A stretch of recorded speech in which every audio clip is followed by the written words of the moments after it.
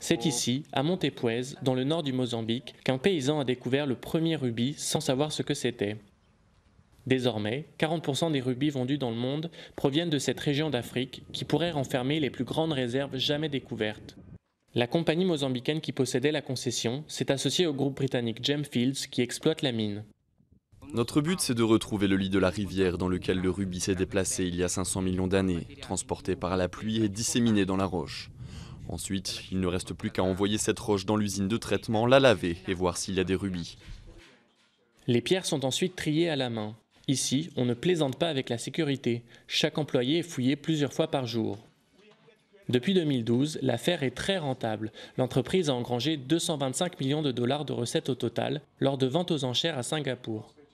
Le Mozambique n'avait pas réalisé qu'il était assis sur une ressource aussi extraordinaire.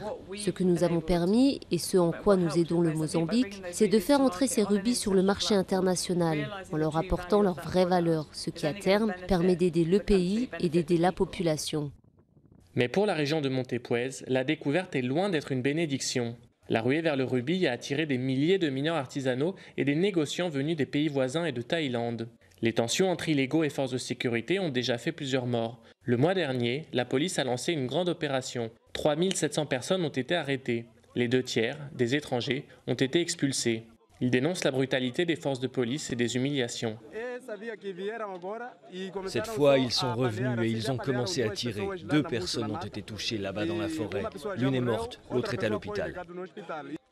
Ces hommes affirment n'avoir pas d'alternative pour nourrir leur famille. Le gouvernement encourage les mineurs mozambicains à se regrouper en association pour revenir dans la légalité. Mais pour les étrangers, il a clairement fait le choix de la répression.